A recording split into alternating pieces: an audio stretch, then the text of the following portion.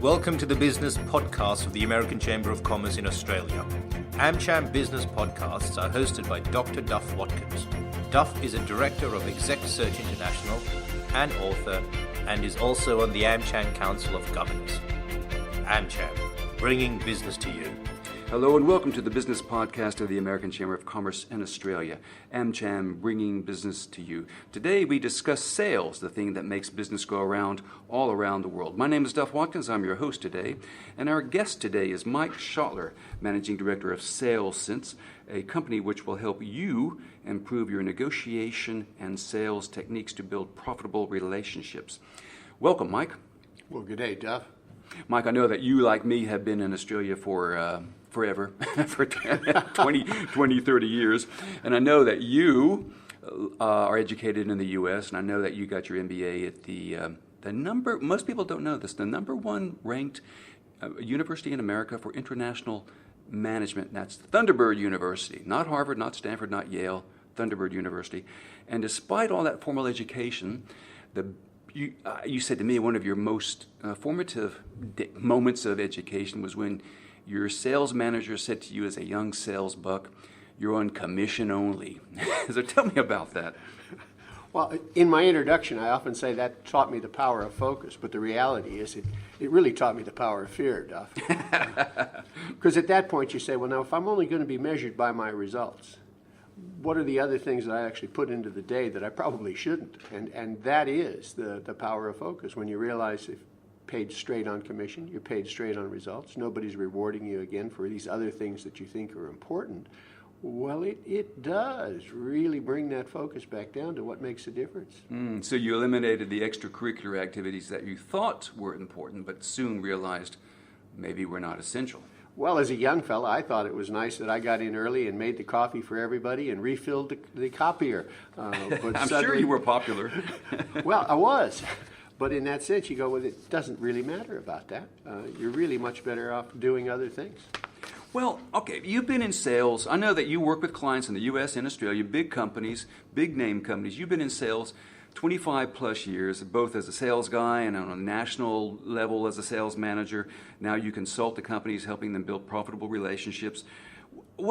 And as we know, sales makes the business world go round. Nothing much happens in business until a sale occurs.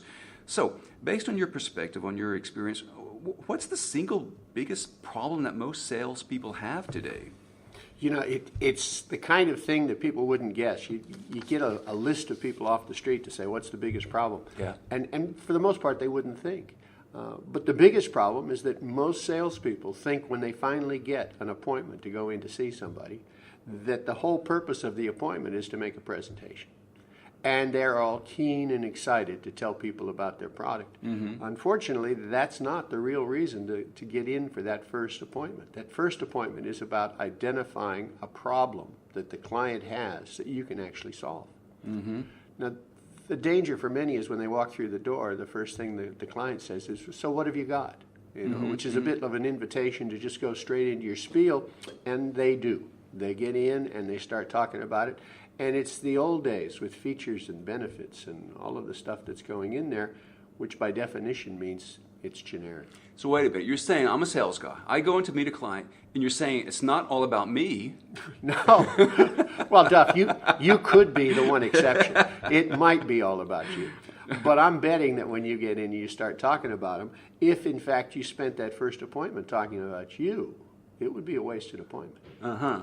What we really need to do is learn about them and what they're doing and clearly identify that they've got a problem that we can fix. Now, when we know a little bit about that, then we can actually start to add value before we even discuss ourselves. Mm-hmm. I'm sure as a recruiter, when you go in and you're talking to people about somebody that they really need, in that first conversation, you probably add a lot of value by helping them to hone their thinking about who it is they're really looking for. True, because a lot of times they simply have a need. They don't really know exactly as much about it as we do, oddly enough. Okay. So, sales guy goes in. He knows enough to not talk about him or herself. what's he supposed to do then? You want him to focus on the client, of course. That sounds good. How does one go about doing that? Well, typically when the person goes in and that client says the magic phrase, tell me about yourself, what have you got? You might very well just refer to a client that you've been able to help.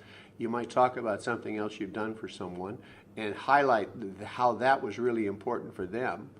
And then say something simple like, well, I can't guarantee that I might necessarily do the same thing for you. But if we could talk about your situation, I'll be able to actually deliver the material that you need to help you see where we can make a big change. But it's silly for me to take a lot of time and tell you in a generic sense about everything that we've done. It sounds to me like you first demonstrated your credibility by pointing to your track record of success. And you're getting a license for the man to actually talk about himself. Because if we can't get our client to be able to open up and talk about him, well, then we're not going to go very far. But that doesn't mean you can walk in on the first exchange, say, so what keeps you up at night? You haven't earned the right to ask that question yet. You need to be able to invest a little bit of time in developing their side of it so that you can really help them. Yeah, that leads me to ask, it strikes me a lot of business conversations are essentially between strangers. A salesperson walks in there, he or she talks to a prospective client. They don't know this person, they're effectively a stranger. What must they do in order to establish some sort of a bridge or a link to that person? I guess the right word is rapport. And that's a classic example because, there are some salespeople that just spend their whole day trying to build rapport. And that's just as silly as spending your day just talking about yourself because it is a facet. I mean, everybody knows that it's nice dealing with friends if we can do that. But, it's not a necessary item. There's some people that are very difficult to get to see, and just getting the appointment is important. You've got to be certain that at the end of that appointment, they're going to be able to clearly identify the value they got from spending time with you. And then they might have some friends and they might have some family. But, those people can't get in and take up an hour of their day during the work day. You have to be able to deliver value. So in that sense, what we have to separate is that question of rapport building, not necessarily about building friends, but about generating some trust. And there are some real shortcuts in helping to generate trust. It's the kind of thing that we were talking about with your work before. When you first get in with somebody and you start asking those important questions, it's the intelligent question that demonstrates that you really understand their situation and their needs and help them actually clarify their thoughts that says, no, this guy is great value. I want to spend time with him. I'm just thinking as you're speaking, it sounds like the onus is on the salesperson to articulate the value that they represent to the person. They are, but not in the American sense of look at me, look at me. That third-party reference about what we've done for other people, those examples of the value that we've helped people to identify or uncover, that may not be apparent initially. Some of the people you actually sit down and talk to may not be motivated to do something straight away. They sense there's something there that could be better, but it's in the course of the conversation that you actually develop their desire to enjoy what could be instead of what is. And in that sense, you're highlighting the real savings for them. At the end of the meeting, they could be the one sitting there saying, I need to see this guy again real soon. Okay, so let's say I'm a young salesperson, you're coaching me, and so what I'm hearing so far, Mike, is it's not about going in there and being liked. Of course, that's always preferable to being disliked. Of course, there's a great neutral position in there, but the ability to articulate and demonstrate a value proposition to the stranger, the person that you've just met in a business opportunity, to be able to do that quickly, briefly, succinctly. Okay, I understand. Now, can you tell me how on earth can I do that? I'll just take a few notes as you speak here. Duff, you and I both constitute special examples, as you can imagine.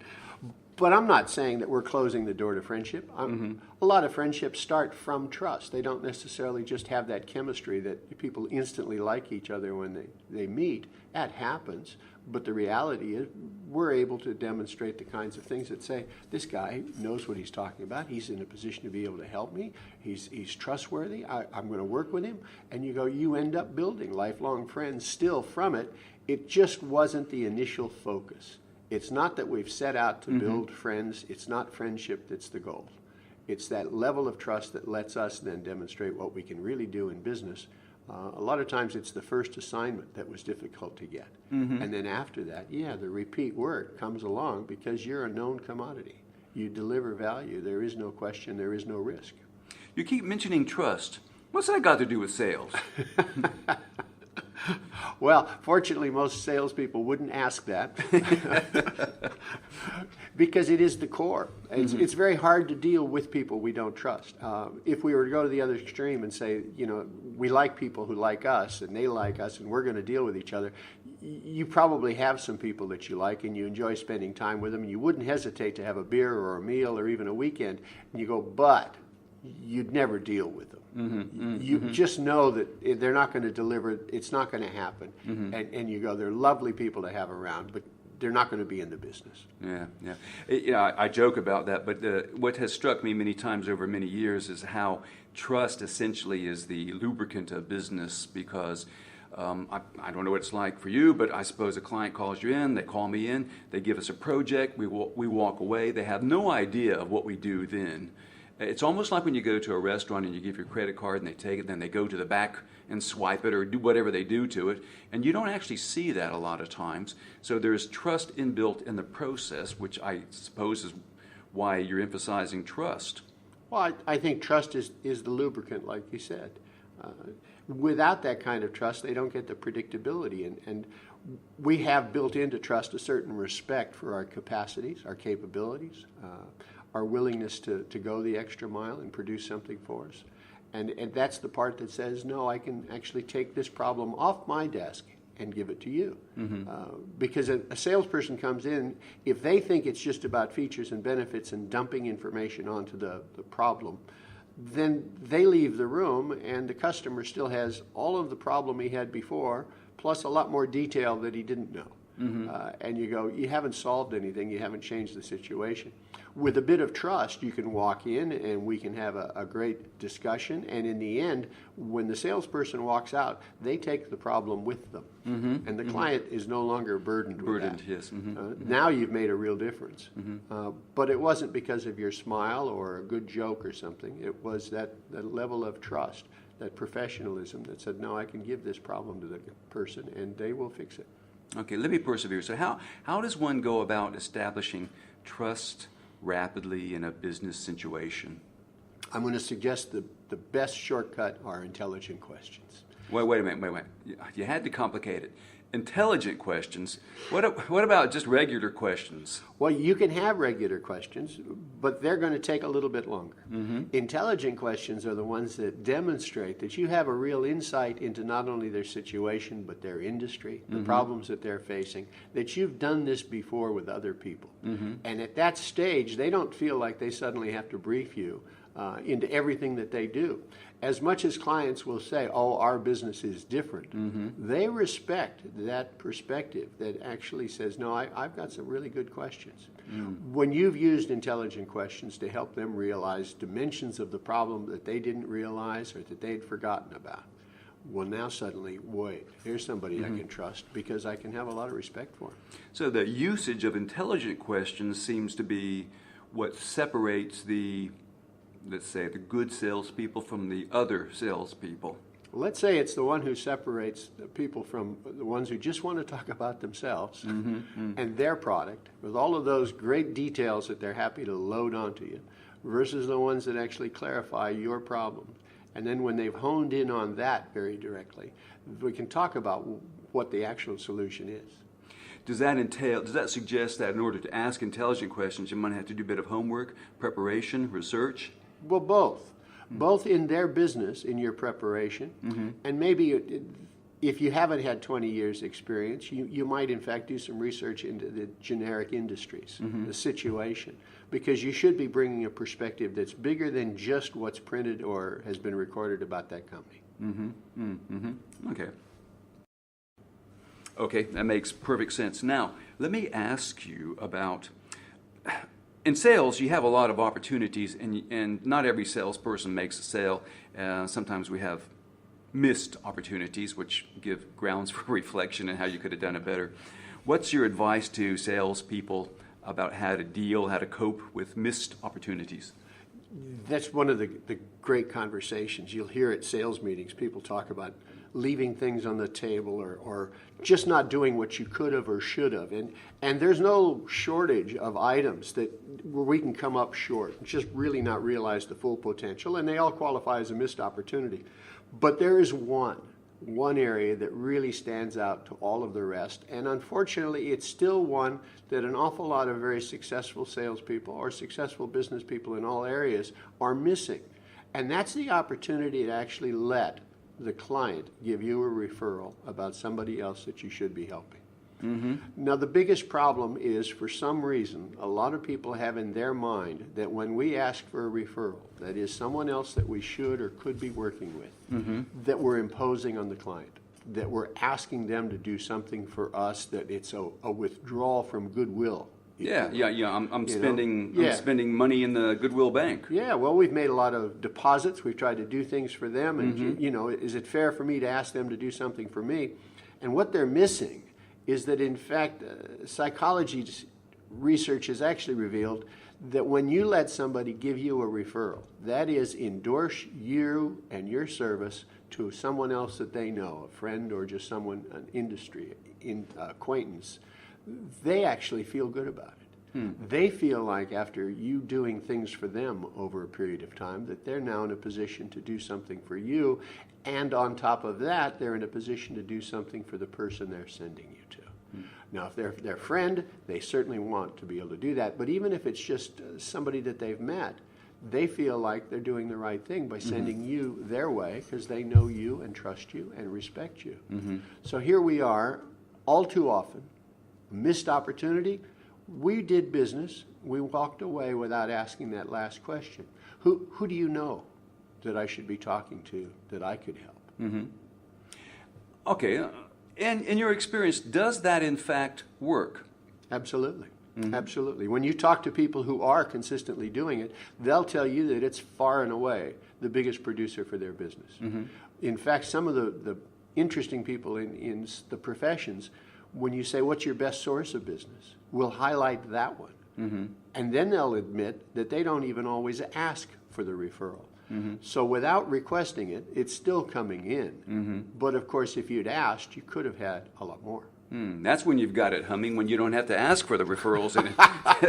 That's when you've arrived. Well, now, you're not really just trying to take the easiest route, are you? No, I wouldn't do that.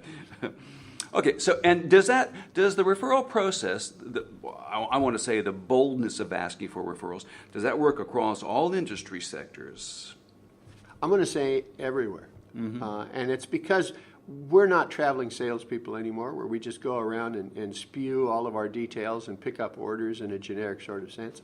We are dealing with individuals on a specific case by case. If we lack the real need to be the trusted advisor, well, nowadays they probably don't have a salesperson. It's done electronically or otherwise. When we've got somebody that's in the situation, that's where they can be referred, and they're endorsing you and the way you do what you do. That's one of the single most important psychological insights into sales that I've actually read or heard that before.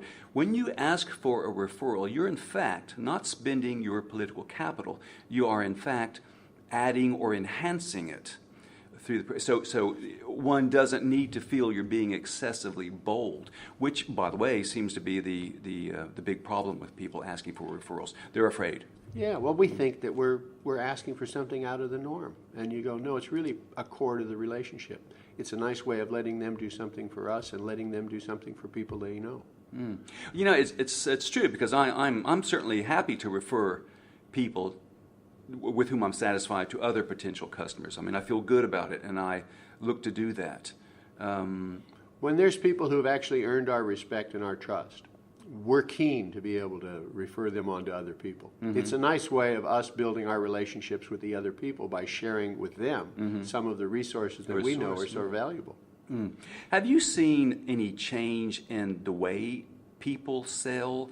We're living in the modern age now. I mean, you know, when you and I started, there was no such thing as this internet. There was no Google. There was no email. There was none of that. Certainly no social media. And yet, business is basically person-to-person, one-to-one transactions because people are still human. Have you seen much difference in the way sales have evolved over the last few decades? Well, I think it's a dramatic shift. You know, there was a time that the salesperson that came through the door was the best source of information about the industry, the things that are going on.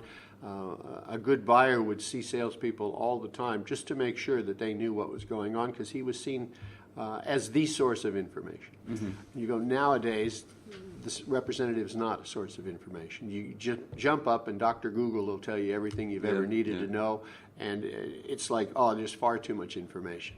We've now gone to the other extent of saying, now if I can get a little bit of time with you to identify your situation, I can now play the role of trusted advisor to help you to understand the alternatives and the consequences, and the opportunities and the urgencies. And for the most part, the biggest role the salesperson plays now, I think, is helping people to understand really where opportunities and urgencies lie so that they can work more intelligently. Most of us don't have 2 or 3 things on our to-do list. We've got 50, and the key to really performing well is to identify those 2 or 3 things that need to be done today that'll make a big difference for the business. That's where the trusted advisor can really help you. Yeah, the shift from the traditional sales representative to trusted advisor is the big one. Absolutely. Well, traditional sales rep was just out flogging a business, a service, a product. A trusted advisor is coming in and being able to identify some of that stuff. And if in the first meeting we find out that they don't have a problem that we can solve, we didn't take up their time pitching everything. We didn't feel like they had to learn everything about my product or service. We just set a parameter when we knew where it might be appropriate, we would be back. Well, that's what I say to clients. I say, once I establish rapport and do all the things you talked about, Mike, I say, if you have a problem and I can have a solution, I'll go away and think about it. And if not, I'll just go away. They seem to be grateful for that. Well, that's the joy of a good database, Duff, because I'm sure even when they've told you to go away, you put a little mark in the calendar to come back a couple, 3 years and see if that person still works there. If they still feel the same, yes. Okay, salespeople out there, every salesperson I know is eager to learn what can they do to lift their game? What can they do to improve their performance? Sell more stuff. You've mentioned the usage of intelligent questions as distinguished from questions. You've mentioned the building of rapport. You've mentioned trust. Emphasize that. We've talked about the shift into the trusted advisor role instead of just flogging your stuff. What else can a salesperson do? Well, I think you highlighted it right at the start of your question when you talk about people being focused on actually being able to lift their game. You know, there's a degree of complacency that sometimes sets in where we think we know what we're doing and we're going to just continue to repeat the behavior. And the reality is we're never actually tens. There may be that particular moment where you thought you did that perfectly, but for the most part, we're a mixed bag. We do some things really well, and sometimes we don't. And the reality at that stage is we need to be able to focus on saying, how can I do this a little bit better? The first step in maintaining that is to identify that everything that happens is, in fact, our responsibility. There are times that salespeople come back to their boss or a sales meeting and they say, well, this happened or that happened and there wasn't anything I could possibly do about it. It was outside my control. And they're attempting to avoid responsibility. Now, in the worst case, maybe there was something that said, this just isn't going to happen. They just don't have the funding or something like that. In which case, the smartest thing you could say is, I should have found out earlier. I could have saved some of my time. I mean, time is the single biggest resource for salespeople. We've only got so much. If late in the sale you find out that it really was never possible because they've been dealing with their brother-in-law for a number of years, you'd have to say to yourself, why didn't you find out a little earlier? You could have done this. But you have to take the responsibility to saying, there are things I could have done that make it better, to be able to then say, well, what is it I'll do? Now, generally in learning, we know there's 2 parts to this. And the first part is to have a strong enough ego to be able to say, yeah, I could have done it better. There's people who've got weaker egos that will always say that, oh, no, it was something else. It wasn't me. It wasn't me. And they're just protecting the fact that their ego's not that strong. People with truly strong egos say, well, of course, there isn't anything I couldn't do better, and I'm keen to do that. And if they accept that, then they can say, all right, so where could I have played this differently? Sometimes we have to remind people that they could have the power to make it worse, and they go, oh, well, yeah, I could have made it worse. And you go, well, then there's probably the power to have made it better. Okay, so you're suggesting that it's not really such a passive process for the salesperson. They actually have a great deal. Well, by the assuming of responsibility, they're actually assuming a sort of a power, I guess, in the transaction. I don't mean a controlling power, but I mean they're not defenseless, helpless. No, exactly right. Because if you're pointing at somebody else, what you're saying is there wasn't anything I could do. These other situations changed it. What could I do? And you go, well, that makes you a very passive victim. If on the other hand you say, no, it's my responsibility, I could have done this better, now you're saying, let's take that next step and identify what it is that we could do better. You know, it's not always people late in their career deciding that they don't want to change. You know, this is me, take it or leave it kind of stuff. People can make that decision early on, and it's just wrong.